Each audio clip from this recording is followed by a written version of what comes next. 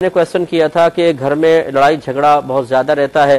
क्या औलाद अगर माँ बाप से अलहदा होकर रहने लग जाए तो क्या ये सही है?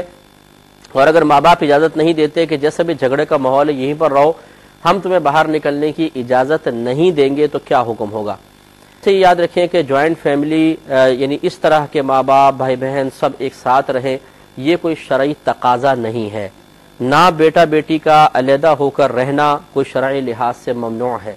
बल्कि जो भी अफजल और बेहतर सूरत नज़र आए जिसमें सबके लिए प्यार और मोहब्बत का पहलू भी हो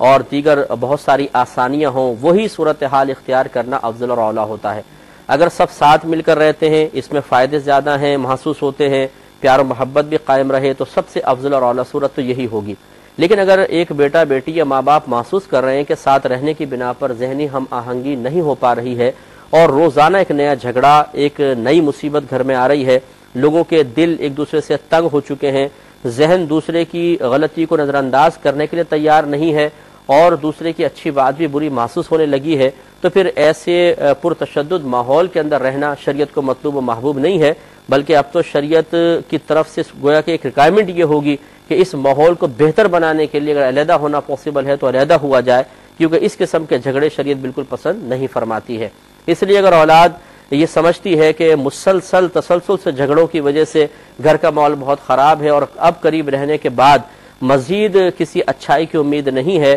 तो वो दायरे अदब में रहकर माँ बाप से इजाज़त तलब करके साइड में हो सकते हैं, इसमें कोई हरज नहीं है। सूरत हाल को माँ बाप को बेहतर अंदाज से, घर के बड़ों को बेहतर अंदाज से समझना चाहिए कि जब वो समझते हैं कि बाज़ औक़ात छोटे बच्चे होते हैं, औलाद है, वो सब आपस में नहीं मिलकर बैठ रहे, औरतों की आपस में जंग हो रही है, तो खुद प्यार और मोहब्बत से अलहदा कर दें।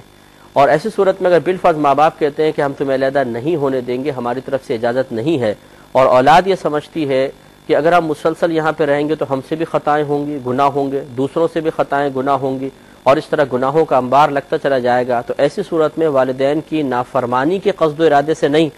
बल्कि हालात को बेहतर बनाने से और अपने शर से दूसरों को और दूसरों के शर से ख़ुद को महफूज रखने के लिए भी अगर वो अलहदा होते हैं तो ये अलहदा होना कोई गुनाह में शुमार नहीं होगा, क्योंकि ऐसी सूरत में कोई फासिद इरादा नहीं है बल्कि भलाई का इरादा है। तो उम्मीद है कि आप बात समझ गए होंगे।